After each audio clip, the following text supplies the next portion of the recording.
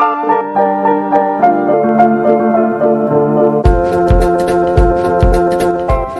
है बच्चों आप सभी का Ayush Pandey physics YouTube channel में। आज की क्लास में बच्चों हम लोग एनसीईआरटी पाठ 1 वैद्युत क्षेत्र तथा आवेश के प्रश्न संख्या 16 से प्रश्न संख्या 20 तक कम से कम हल करेंगे। यदि समय बढ़ाना होगा तो हम आगे के प्रश्नों को भी देखेंगे। तो देखते हैं बच्चों प्रश्न संख्या 16 क्या कह रहा है। जो कल की वीडियो में हम लोगों ने प्रश्न संख्या 15 देखा था उसी से जुड़ा हुआ प्रश्न है। अभ्यास 1.15 के एक समान विद्युत क्षेत्र का 20 सेंटीमीटर भुजा के किसी घन से जो इस प्रकार अभिविन्यासित है कि उसके फलक निर्देशांक तलों के समांतर कितना नेट फ्लक्स गुजरेगा। तो बच्चों अगर कल के प्रश्न में हम लोग देखें तो एक्स अक्ष के अंदिश जो वैद्युत क्षेत्र का मान दिया था वो 3 × 10⁵ आई कैप न्यूटन प्रति कूलम। बच्चों आज 20 सेंटीमीटर भुजा का एक घन है और जिसके फलक निर्देशांक तलों के समांतर है। तो देखिए एक घन बनाते हैं। तो बच्चों ये एक घन है, प्रश्न के अनुसार ये 20 सेंटीमीटर भुजा वाला एक घन है। अब इसमें एक्स अक्ष ये हो गया, वाई अक्ष ये हो गया और जेड अक्ष ये हो गया।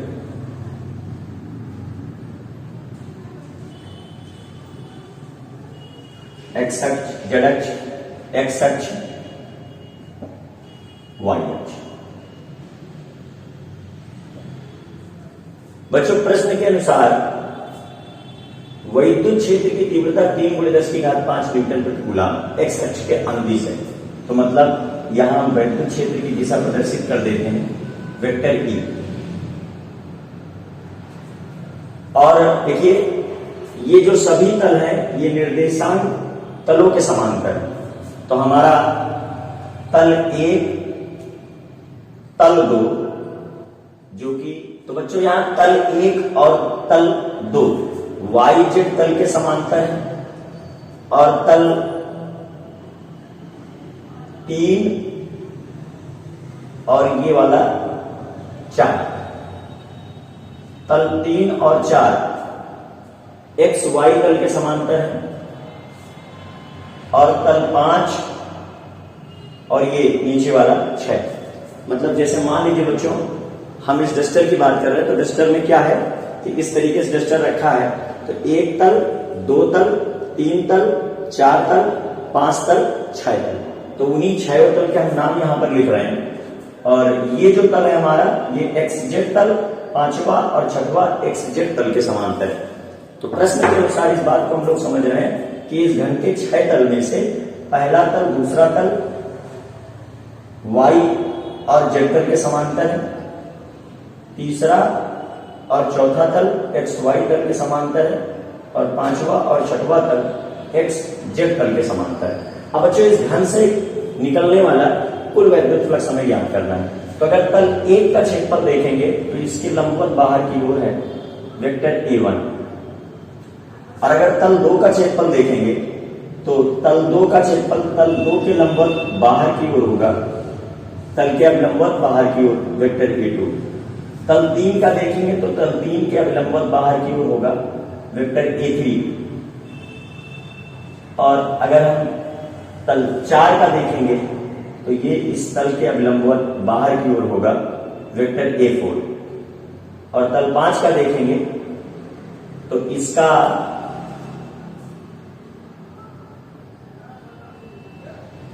इस तल के अभिलंबवत बाहर की ओर होगा, इसके अभिलंबवत बाहर की ओर होगा इस 5 तल का वेक्टर A5। और तल 6 का देखेंगे तो तल के अभिलंबवत बाहर की ओर होगा वेक्टर A6। अब बच्चों अगर हम तल 1 और वैद्युत क्षेत्र के बीच का कोण देखें तो θ1 = 0 डिग्री आएगा। तल 2 के क्षेत्रफल और वैद्युत क्षेत्र के बीच का कोण देखेंगे तो θ2 = 180 डिग्री आएगा। और तल 3 और वैद्युत क्षेत्र के बीच का कोण देखेंगे तो बच्चों ये थीटा 3 इक्वल टू 90 डिग्री आएगा। इसी तरह तल 4 में भी जो थीटा होगा हमारा 4 वो 90 डिग्री आएगा। इसी तरह तल 5 में अगर देखें तो तल 5 में भी थीटा जो है हमारा 90 डिग्री आएगा। थीटा 5 हमारा 90 डिग्री आने वाला है। और तो तल 1 2 3 4 5 और छठे तल में भी अगर हम देखेंगे तो भी थीटा हमारा थीटा 6 90 डिग्री आने वाला है। अब बच्चों इन छयों तल से गुजरने वाला कुल वैद्युत फ्लक्स जो होगा वो phi equal to phi 1 plus phi 2 plus phi 3 plus phi 4 plus phi 5 plus phi 6। देखिए बच्चों यहां पर सभी तलों का जो क्षेत्रफल है वेक्टर A1, ये जो क्षेत्रफलों का जो परिमाण है वेक्टर A1 मारा वेक्टर A2 मारा वेक्टर A3 मारा वेक्टर A4 मारा वेक्टर A5 मारा वेक्टर A6 ये बच्चों समान है।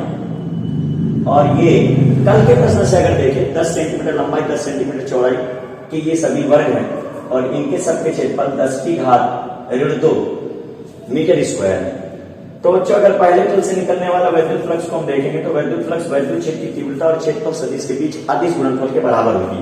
तो यहां पर ये बनने वाला EA1 EA cos 0 डिग्री, दूसरे तल से गुजरने वाले के लिए कोण हमारा EA cos 180 डिग्री और तीसरे तल के लिए EA cos 90, चौथे तल के लिए EA cos 90, पांचवें तल के लिए EA cos 90 और छठे तल के लिए भी EA cos 90 डिग्री वैद्युत क्षेत्र की तीव्रता और क्षेत्रफल सदिश के बीच कोण इन चार तलों में तीसरे चौथे पांचवें और छठवें में जो कोण है वैद्युत क्षेत्र की तीव्रता और क्षेत्रफल सदिश के बीच वो 90 डिग्री है। तो cos 90 वैल्यू 0 होती है बच्चों। तो ये वैद्युत फ्लक्स 0, ये वैद्युत फ्लक्स 0, ये वैद्युत फ्लक्स 0, ये वैद्युत फ्लक्स 0। तो फाई इक्वल्स टू हमारा EA cos 180 डिग्री की वैल्यू -1 तो -EA plus 0 plus 0 plus 0 plus 0 तो ये बना हमारा जाके फाई इक्वल्स टू 0। मतलब बच्चों इस घन से निर्गत वैद्युत फ्लक्स शून्य होगा क्योंकि घन के चार तलों से गुजरने वाला वैद्युत फ्लक्स शून्य है और पहले और दूसरे तलों से गुजरने वाला वैद्युत फ्लक्स एक में जितना धनात्मक है दूसरे में उतना ऋणात्मक है तो वो भी आपस में निरस्त हो जा रहे हैं। तो इस प्रकार जो है इस पूरे घन से गुजरने वाला वैद्युत फ्लक्स हमारा शून्य आ रहा है। हाँ तो बच्चों देखते हैं प्रश्न संख्या 17।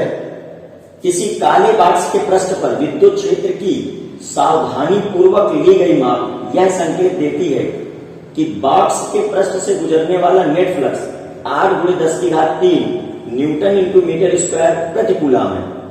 नंबर ए बाक्स के भीतर नेट आवेश कितना है। नंबर बी यदि बाक्स के पृष्ठ से नेट बहिर्मुखी फ्लक्स शून्य है तो क्या आप यह निष्कर्ष निकालेंगे कि बाक्स के भीतर कोई आवेश नहीं, क्यों अथवा क्यों नहीं।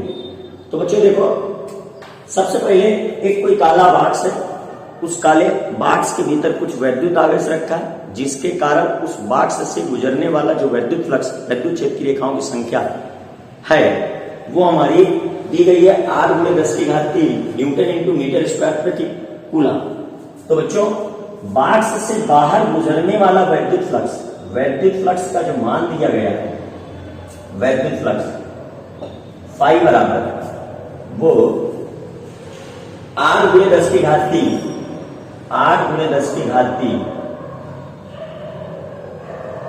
न्यूटन प्रति कूलम इंटू मीटर स्क्वायर। अब बच्चों बाक्स के भीतर हमें आवेश की मात्रा ज्ञात करनी है, ठीक है। तो गॉस की प्रमेय का उपयोग करेंगे। गॉस की प्रमेय क्या कहती है। गॉस की प्रमेय कहती है किसी भी आकार के बंद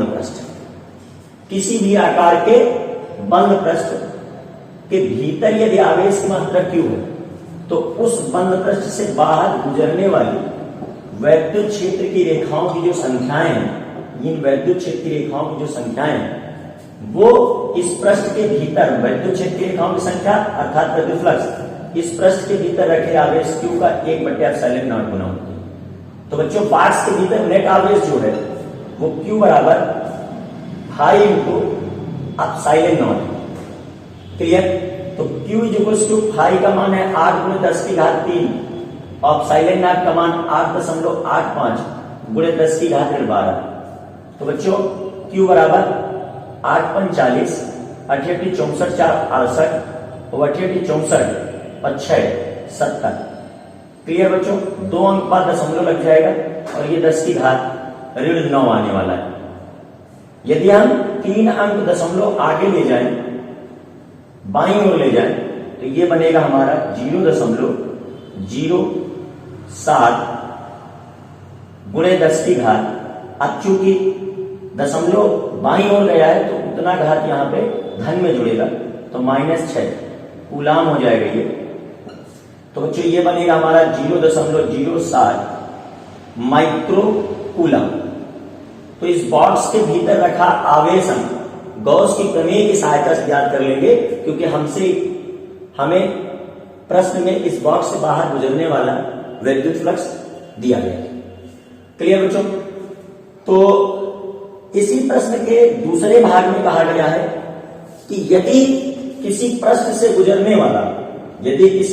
गुजरने वाला बाहर निकलने वाला विद्युत फ्लक्स 0 है, तो क्या इस कथन का तात्पर्य यह होगा कि इस बॉक्स के भीतर विद्युत आवेश की मात्रा 0 होगी? तो बच्चों इस बॉक्स के भीतर विद्युत आवेश की मात्रा 0 हो या ना, यदि बॉक्स से बाहर गुजरने वाले वैद्युत फ्लक्स का मान 0 है, मतलब फाई का मान 0 है, तो गॉस की प्रमेय के अनुसार इसके भीतर रखे जितने भी वैद्युत आवेश हैं उन सभी आवेशों के बीजगणितीय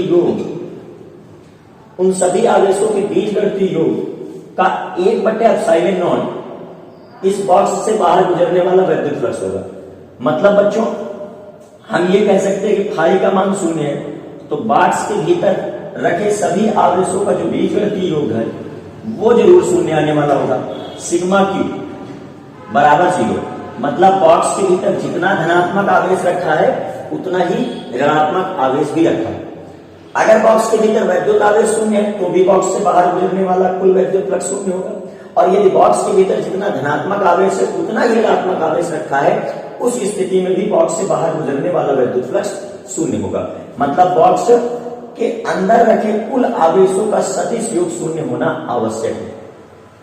तो बच्चों प्रश्न है, यदि बॉक्स के पृष्ठ से नेट बहिर्मुखी फ्लक्स 0 है तो क्या आप यह निष्कर्ष निकालेंगे कि बॉक्स के भीतर कोई आवेश नहीं है? क्यों अथवा क्यों नहीं? तो जरूरी नहीं है कि बॉक्स के भीतर कोई आवेश ना हो, लेकिन यह बात जरूरी है कि बॉक्स के भीतर जो भी आवेश है उन सभी आवेशों का जब हम बीजगणितीय योग ज्ञात करेंगे तो वो बीजगणितीय योग हमारा 0 आना चाहिए। हाँ, तो प्रश्न संख्या 18 देखते हैं बच्चों। चित्र 1.34 में दर्शाए अनुसार 10 सेंटीमीटर भुजक किसी वर्ग के केंद्र से ठीक 5 सेंटीमीटर ऊंचाई पर धन 10 माइक्रो कूलाम आवेश रखा है। इस वर्ग से गुजरने वाले वैद्युत फ्लक्स का परिमाण क्या है? तो देखो बच्चों प्रश्न में एक चित्र दिया गया है और उस 10 सेंटीमीटर लंबाई और 10 सेंटीमीटर चौड़ाई के वर्ग से गुजरने वाला विद्युत फ्लक्स हमको ज्ञात करना है। तो बच्चों यहां पर एक 10 सेंटीमीटर लंबाई और 10 सेंटीमीटर चौड़ाई का एक वर्ग, 10 सेंटीमीटर लंबाई और 10 सेंटीमीटर चौड़ाई का एक वर्ग दिया गया कुछ इस प्रकार से। और बच्चों इस वर्ग के केंद्र से 5 सेंटीमीटर ऊंचाई पर यहां पर एक वैद्युत आवेश रखा गया है Q बराबर धन 10 माइक्रो कूलम। तो धनात्मक आवेश है 10 माइक्रो कूलम। अब बच्चों इसकी लंबाई दी गई 10 सेंटीमीटर और इसकी चौड़ाई है 10 सेंटीमीटर। बच्चों इस वर्ग से गुजरने वाला वैद्युत फ्लक्स आपको ज्ञात करना है। भाई यहां पर आवेश है तो इसका वैद्युत क्षेत्र इसके चारों ओर होगा, और इसकी क्षेत्र की रेखाएं इस वर्ग से होकर गुजरने वाली हैं और उसी वैद्युत फ्लक्स का मान हमें ज्ञात करना है। तो बच्चों इसे हम गॉस के प्रमेय की सहायता से ज्ञात करेंगे। इसके लिए हम इस आवेश को एक घन के भीतर रख देंगे जो घन 10 सेंटीमीटर भुजा वाला हो। तो उस घन का निरूपण करते हैं, यहां पर उसको निरूपित करते हैं और देखते हैं प्रोजेक्शन लाइंस की हेल्प से।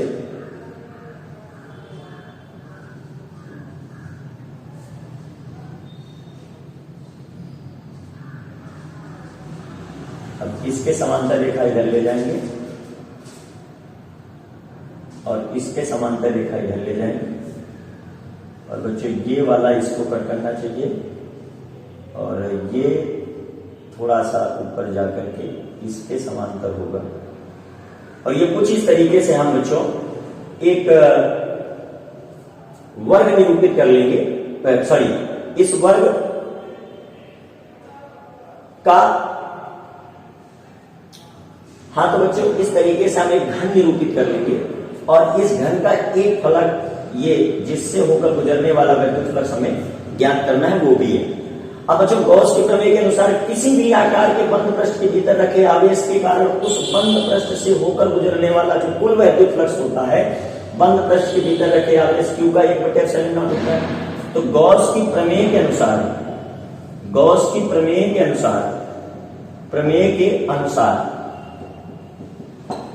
काम घन के सभी 6 फलकों से गुजरने वाला वैद्युत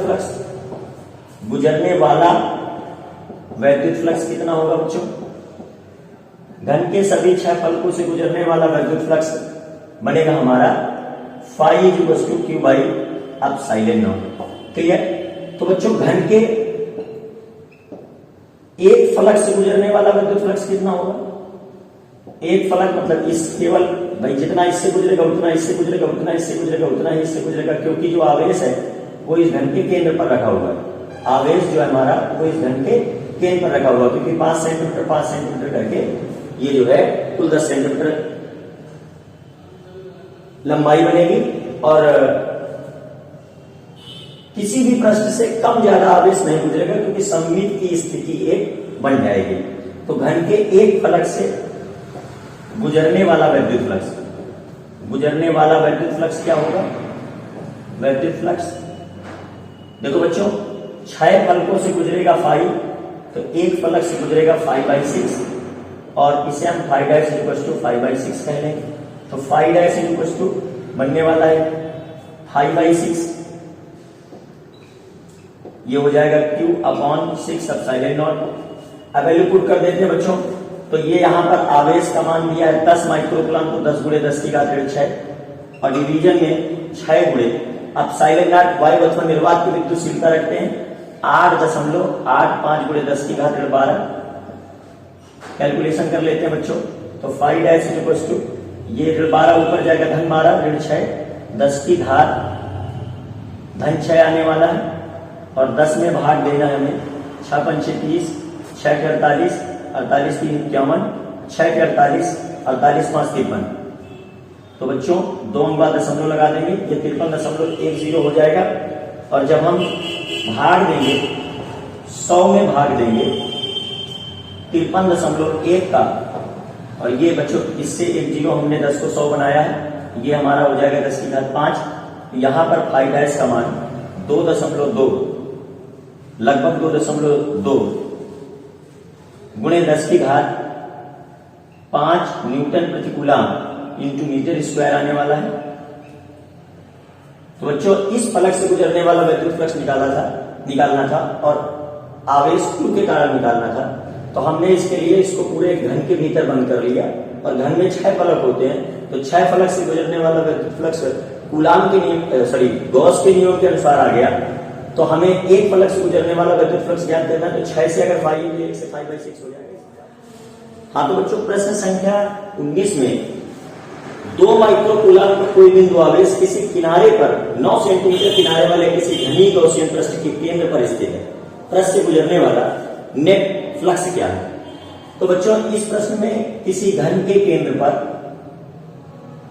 किसी घन के केंद्र पर एक 2 माइक्रोकूलाम का आवेश रखा है, किसी घन के केंद्र पर एक 2 माइक्रोकूलाम का आवेश रखा है, मतलब इसके अंदर 2 माइक्रोकूलाम का आवेश रखा है, और इस घन के पृष्ठ से गुजरने वाला जो कुल वैद्युत फ्लक्स है वो हमें ज्ञात करना है। इस घन के पृष्ठ से गुजरने वाला जो कुल वैद्युत फ्लक्स है वो हमें ज्ञात करना है। तो सिंपल सी बात है, किसी भी आकार के बंद पृष्ठ के भीतर रखे आवेश के कारण उससे बाहर गुजरने वाला वैद्युत फ्लक्स फाई, उसके भीतर रखे आवेश क्यू का 1/ε0 गुना होता है। और बच्चों यहाँ जो आवेश का मान, ये गॉस की प्रमेय से हो गया, गॉस की प्रमेय से हो गया, और यहाँ जो आवेश का मान दिया गया बच्चों वो कितना है, वो 2 माइक्रोकूलाम है। तो फाई बराबर 2 × 10⁻⁶ बटे ε0 का मान 8.85 × 10⁻12। इसको हल कर लेंगे बच्चों तो ये आएगा हमारा 2/8.85 × 10⁻6। तो हल कर बच्चों, ये घन से गुजरने वाला वैद्युत फ्लक्स है जिसे हम लोग गॉस की प्रमेय की सहायता से आसानी से ज्ञात कर सकते हैं। तो बच्चों 20वें प्रश्न में हम लोग देखेंगे, किसी बिंदु आवेश के कारण उस बिंदु को केंद्र मानकर खींचे गए 10 सेंटीमीटर त्रिज्या की गोली गॉसियन पृष्ठ पर वैद्युत फ्लक्स ऋण 1 × 10⁻³ न्यूटन प्रति कूलम × मीटर स्क्वायर।